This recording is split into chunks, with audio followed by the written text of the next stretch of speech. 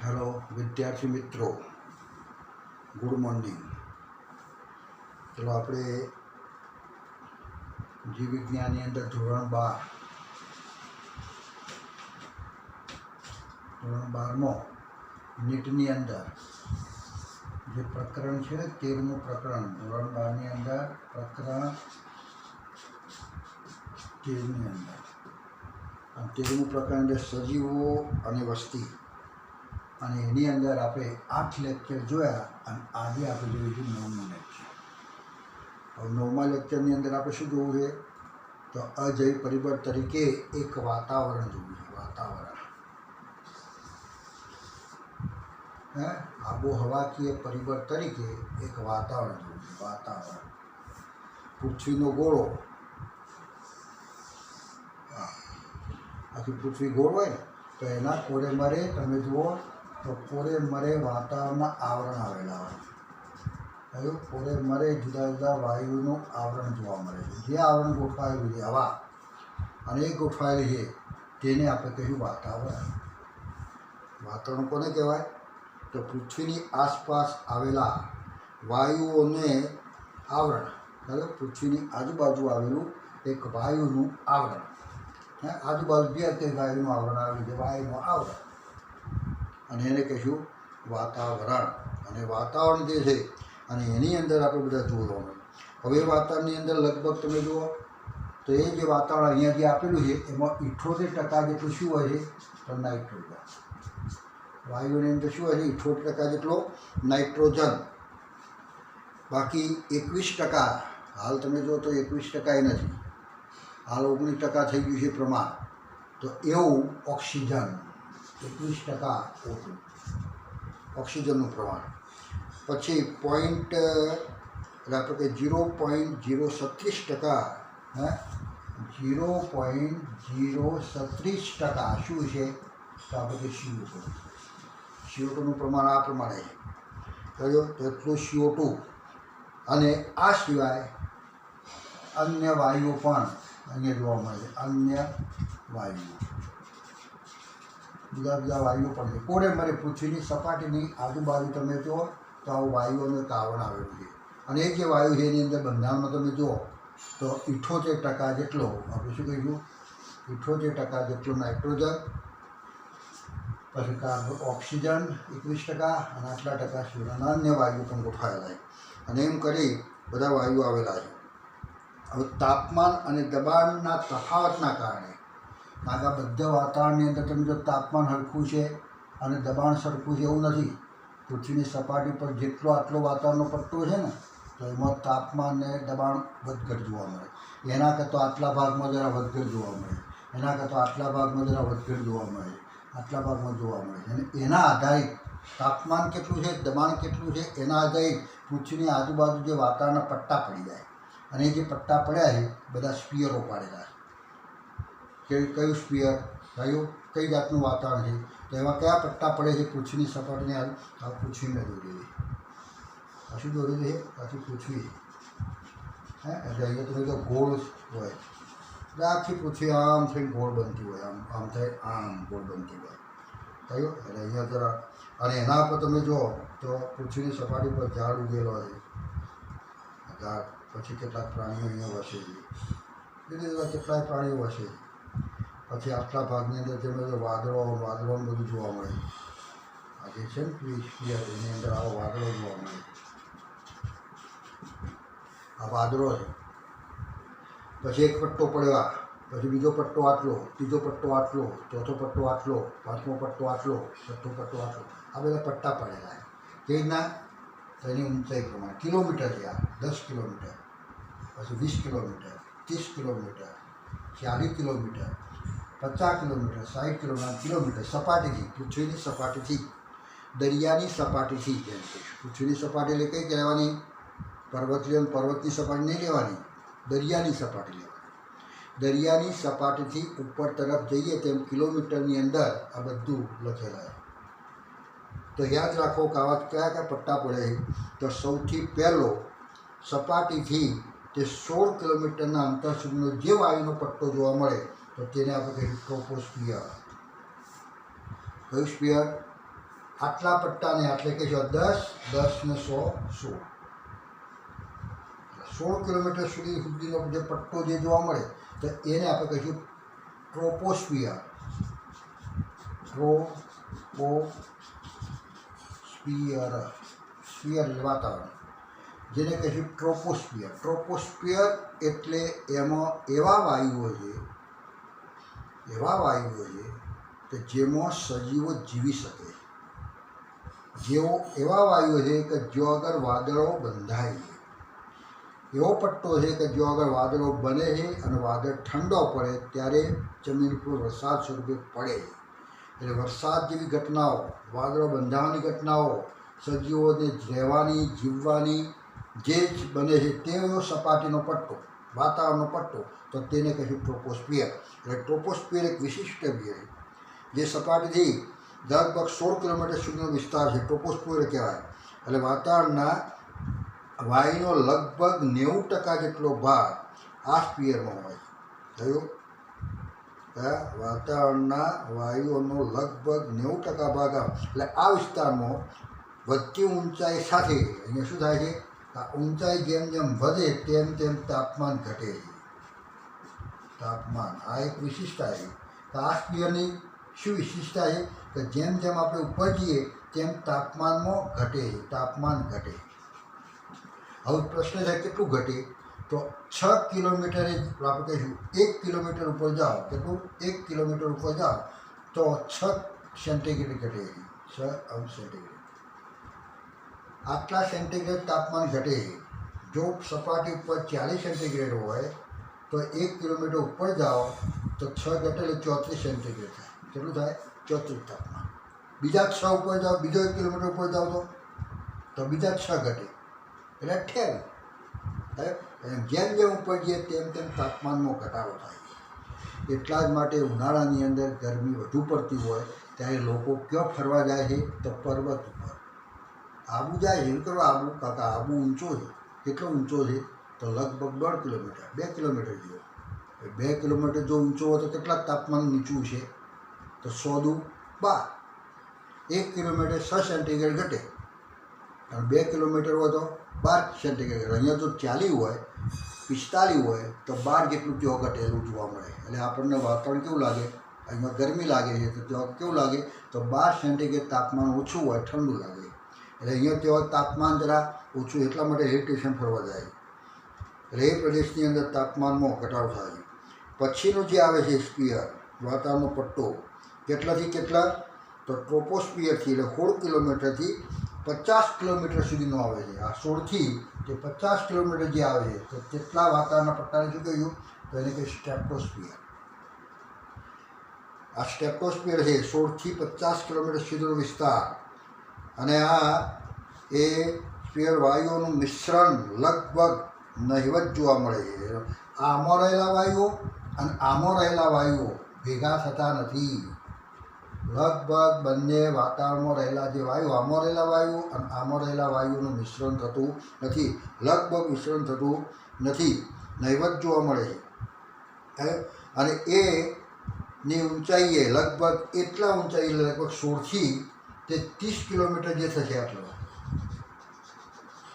સ્ટેપ્ટોસ્ફિયર છે 16થી તે 50 સુધી કયું સ્ફિયર? સ્ટેપ્ટોસ્ફિયર. એ સ્ટેપ્ટોસ્ફિયરની અંદર 16થી તે 30 કિલોમીટર વચ્ચેનો પટ્ટો એક જોવા મળે. આટલો પટ્ટો આમાં છે. તો આ જે પટ્ટો જે છે શેની અંદર, કયા સ્ફિયરમાં આવેલો છે? આ પટ્ટો ટ્રોપોસ્ફિયરમાં છે કે સ્ટેપ્ટોસ્ફિયરમાં છે? સ્ટેટોસ્ફિયરમાં.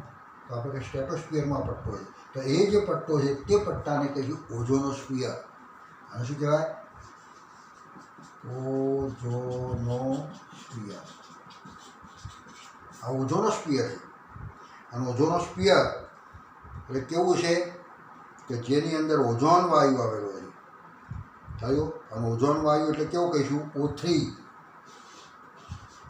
આવો જેનું સૂત્ર લખવું તો O3. આ વાયુનો પટ્ટો છે આ. અને આ પટ્ટો એવો પટ્ટો છે કે સૂર્યપ્રકાશમાંથી આવતા જે અલ્ટ્રાવાયોલેટ કિરણો છે એ કિરણો આના પર આવે, આ પટ્ટામાં આવે ત્યારે એ કિરણો શું થાય છે? શોષાઈ જાય. અને એ કિરણો શોષાઈ જવાના કારણે એમાંથી છે પૃથ્વીની સપાટી પર આવતા એ કિરણો આટલા સુધી આવે પછી છેક સપાટી સુધી આવતા નથી. અને એવા કિરણોથી અહીંયા રહેલા જે સજીવો છે એને બચી જતા હોય. એના પર કોઈ જનીન ઉપર અસર કે કોઈ શરીરના અંગો ઉપર અસર કે ખોડખાપણ કે કોઈ રોગો કે આ બધું થતું જોવા મળતું નથી. આવું એક સ્પિયર છે જે આપણું એક રક્ષણાત્મક આવરણ છે.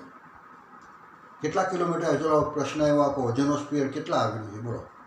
તો આપણે કહીશું ટ્રોપોસ્પિયર જે છે તેની ઉપર 16 થી 50 કિલોમીટર જે સ્ટ્રેટોસ્પિયર છે તેમાં 16 થી 30 કિલોમીટરનો પટ્ટો. કેટલો? 16 થી 30 કિલોમીટરનો પટ્ટો જે ઓઝોન વાયુનો બનેલો છે. અને એને આપણે કહીશું આ ઓઝોનોસ્ફિયર. હવે આ જે સ્પિયર છે તેની શું વિશેષતા છે? તો આપણે કહીશું આ સ્પિયરની અંદર જેમ આજ્ઞાથી ઉપર જઈએ તેમ તાપમાન વધે છે. ઉપર જઈએ જેમ કિલોમીટર ઉપર જઈએ તેમ તાપમાન વધે. કેટલું વધે? તો 6 કિલોમીટરે આપણે કહીશું 1 કિલોમીટરે 6 સેન્ટીગ્રેડ વધે છે. અહીંયા 1 કિલોમીટરે 6 સેન્ટીગ્રેડ ઘટે છે, અહીંયા વધે છે. આ અહીંયા ઘટવું પછી વધે. વળી પાછું જે પટ્ટો હશે ને અહીંયા તો વળી પાછું વધે. આવા જુદા જુદા પટ્ટા છે. અને એના પછીનો જે પટ્ટો હશે એને કહીશું હવે મેઝોસ્ફિયર. તો મેઝોસ્ફિયર ક્યાં સુધી? તો 50 કિલોમીટરથી 50 કિલોમીટર ઉપર અને 80 કિલોમીટર સુધીનો પટ્ટો.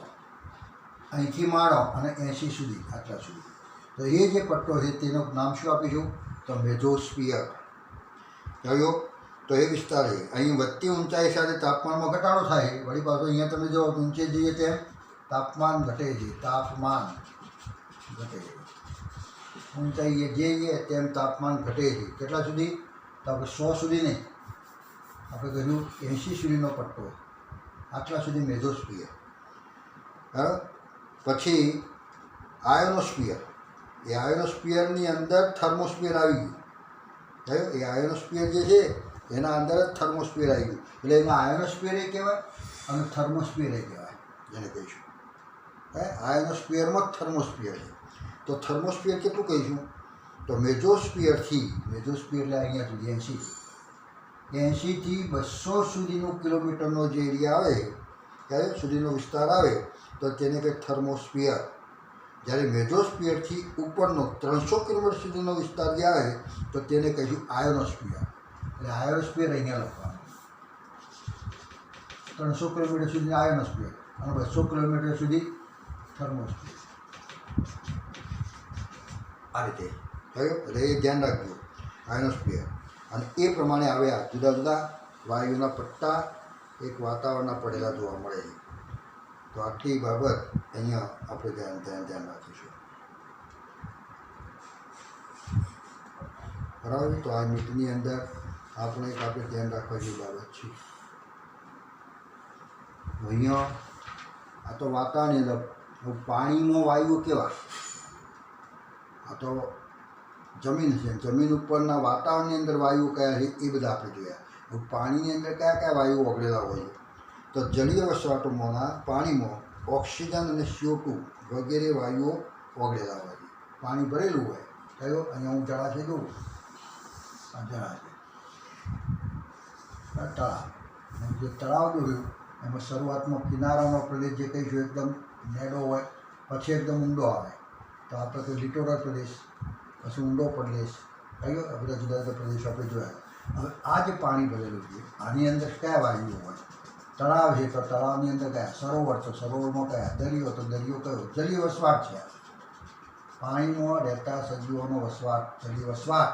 અને એ વસવાટની અંદર વાયુઓ કયા? તો એની અંદર લગભગ ઓક્સિજન અને CO2 આ બે વાયુઓ ઓગળેલા હોય. હવે કેટલા પ્રમાણમાં ઓગળેલા છે? તો એ જુદા જુદા પ્રમાણમાં હોય છે. ખ્યાલ આવ્યો? વાયુ ઓગળેલા છે એટલે વાતાવરણમાંથી પાણીમાં ઓગળી અને ત્યારબાદ પ્રસરણ પામી O2 પાણીમાં ઉમેરાય છે. થયો? આ વાતાવરણ છે ઉપરનું વાતાવરણ. એ વાતાવરણમાં રહેલો ઓક્સિજન આમાં ઓગળે અને પાણીમાં પ્રસરણ પામે. વાતાવરણમાંથી CO2 ઓગળી પ્રસરણ પામી અને પાણીમાં ઉમેરાય છે. પાણીમાં એ રીતે ઉમેરાય છે. પણ ક્યાં સુધી ઉમેરાય છે? તો જલીય લીલી વનસ્પતિ દ્વારા પ્રકાશ સંશ્લેષણ દ્વારા પણ O2 ઉમેરાય છે। અહીંયા જો પાણીમાં ઉગતી વનસ્પતિ હોય તો અહીંયા વનસ્પતિ છે લીલો પત્તો ધરાવે છે, પાણીમાં ઉગતી વનસ્પતિ, હવે આ પ્રકાશ સંશ્લેષણ પણ કરશે કે જેથી O2 ઉમેરાવાનું, એક તો વાતાવરણમાંથી O2 પણ ઉમેરાય છે અને વનસ્પતિ દ્વારા પ્રકાશ સંશ્લેષણથી O2 નીકળે છે તે પણ ઉમેરાય છે। એટલે બે બાજુથી O2 આવે છે, એક અહીંયાથી O2 આવે છે અને આનાથી ઉત્પન્ન O2 અને પાણીમાં ઓગળી અને પાણીમાં ઉમેરાય, બે ટાઈપનું ઓક્સિજન ઉમેરાય। આમ છતાં જલીય વસવાટમાં O2 એક સીમિત પરિબળ, એક લિમિટમાં જ જોવા મળે। જેટલો ઓક્સિજન આવે એટલો બધો જ પાણીમાં ઓગળે જ જાય, ઓગળે જ જાય, ઓગળે જ જાય, કોઈ મર્યાદાને એવું નથી। અમુક મર્યાદા સુધી ઓક્સિજન ઓગળે છે, પછી એની અંદર પ્રસરવાનું કે ઓગળવાનું બંધ થાય। જ્યારે એની સામે CO2, તો CO2 જેટલો હશે એટલો ઓગળે, એટલે એને કોઈ સીમિત નથી। એટલે CO2 પાણીમાં મોટા પ્રમાણમાં દ્રાવે છે, તે પાણી સાથે એટલે H2O સાથે પ્રક્રિયા કરી અને શું બનાવશે? H2CO3 કાર્બનિક એસિડ। પાણી અને CO2 બે ભેગું થાય ત્યારે શું બને? કાર્બનિક એસિડ બને છે। અને H2CO3 ચૂના સાથે પ્રક્રિયા કરી, એ ચૂનાના દ્રવ્યો હોય છે, કેલ્શિયમના દ્રવ્યો જે કોઈ હોય એના સાથે પ્રક્રિયા કરી અને કાર્બોનેટ અને બાયકાર્બોનેટ રચે, સતત બન્યા જાય, CO2 ઓગળે જાય અને સાથે આપણે કહીશું આવા ચૂનાના દ્રવ્યો એની સાથે પ્રક્રિયા કરતા જાય એટલે CO2 વપરાય જાય, એટલે જેટલો હોય એટલો CO2 ઓગળે છે। જે ચૂના સાથે પ્રક્રિયા કરી અને સીધું શું કરે છે? એ આપણે કહીશું કાર્બોનેટ અને બાયકાર્બોનેટનું રચના કરતા હોય। જીવનની શરૂઆત જે થઈ એમાં કાર્બોનેટ અને બાયકાર્બોનેટ મેઇન છે। આ સૌથી પહેલાં કાર્બોનેટ અને બાયકાર્બોનેટ બન્યા, પહેલાં કાર્બનિક એસિડ બન્યો, પછી એમાંથી ચૂના સાથે પ્રક્રિયા કરી અને બાયકાર્બોનેટ બનેલા છે। એટલે ચલો, જલીય વસવાટની અંદર કોણ એક સીમિત પરિબળ તરીકે વાયુ છે? તો આપણે કહીએ ઓક્સિજન। કેટલો પૂરતો, એટલે જેટલો હોય એટલો જ ઓગળી જાય એવું નહીં, બે બાજુથી ઉમેરાય, અહીંથી ઉમેરાય છે, અહીંથી ઉમેરાય છે, પણ લિમિટમાં, સીમિત લિમિટની અંદર એ ઉમેરાતો હોય છે। જ્યારે CO2 સતત ઓગળ્યા કરે, કેમ? કારણ કે ઓગળે છે, પાણી સાથે પ્રક્રિયા કરી શું બનાવે? તો H2CO3 એટલે આપણે કહીશું કાર્બનિક એસિડ। અને આ કાર્બનિક એસિડ જેમ બનતો જાય તેમ ચૂના સાથે પ્રક્રિયા કરે અને ચૂના સાથે પ્રક્રિયા કરીને શું બને? તો કાર્બોનેટ અને બાયકાર્બોનેટ ઉત્પન્ન થયા જ કરતો હોય અને એ સજીવો માટે ઉપયોગી છે।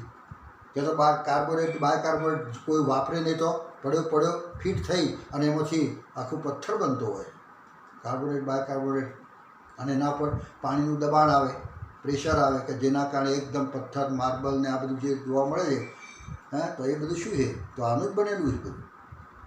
કડક બની જાય, કોઈ નરમ બને, કયો અંબાજીમાં નીકળતો પથ્થર જરા નરમ હોય માર્બલ, પણ અમુક જગ્યાએ કોટામાં તમે જાઓ તો ત્યાં નીકળતો જે પથ્થર છે તે બહુ મજબૂત છે। આ બધું જે વિવિધતા છે બધી જુદી જુદી વિવિધતા જોવા મળે। તો આપણે એ પાણીમાં વસવાટમાં જોયું અને જમીન ઉપરના વસવાટની અંદર વાતાવરણના પટ્ટા જોયા। એટલે આપણે આજે આટલું રાખીએ છીએ। ચલો, આવતી વખતે વળી પાછું આપણે એક નવા પરિબળ તરીકે જોઈશું આપણે, બરાબર છે? જેટલું નીટની અંદર આવવાનું હોય અથવા પૂછાતું હોય તો એની જ આપણે ચર્ચા કરીએ છીએ, થયું? અને એટલા જ માટે હું આ એક ચોપડી જેટલું નીટમાં આવે છે એવી ABC ચોપડી મારી જોડે હું રાખું જ છું, અને આ ચોપડીમાંથી જેટલું નીટનું છે એટલું બધું લખેલું જ છે। આ સિવાય બીજું કંઈ હશે, કોઈ પ્રશ્નો હશે તો પ્રશ્નોની ચર્ચા કરીશું, અને સારો સઘન અભ્યાસ જ્યારે સ્કૂલો ખોલે ને એ વખતે વ્યવસ્થિત થશે। બાકી ઓનલાઈન દ્વારા અને આવા વિડીયો દ્વારા જે આપણે અભ્યાસ કરાય છે એમાં જરા રસ તમને ઓછું ફાવે ખરું, પણ હવે સૂકો નથી। જો બેસી રહીએ તો આપણો કોર્સ પડ્યો રહે, થયો? અને આપણે પહોંચી ના વળીએ, એટલા માટે જે કંઈ ભોગી તૂટું જેવું સમજાય, થયું? સમજાવવા પ્રયત્ન કરીએ અમે, પણ જેવું સમજાય, જેવું દેખાય, કારણ કે વિડીયોમાં જોવાનું છે અને મોબાઈલના સ્ક્રીનમાં જોવાનું છે, એટલે સંપૂર્ણ દેખાય નહીં, આખો ઝીણીએ કરવી પડે, થયું? એટલે આપણે અહીંયા થોડી તકલીફો સાથે જે કંઈ થાય, જે કંઈ 2-4 પ્રશ્નો થાય એ આપણે આગળ વધારતા રહીએ, અને જરા ડિટેલમાં આપણે જ્યારે સ્કૂલ ખુલવાનો ટાઈમ હશે તો આપણે ચર્ચા પાછા ફરી કરીશું, ખ્યાલ? તો થોડી તકલીફ પડશે, વેઠી લેજો, પણ આ પ્રમાણે આપણે આગળ વધીશું, બરાબર? ચલો, આવજો।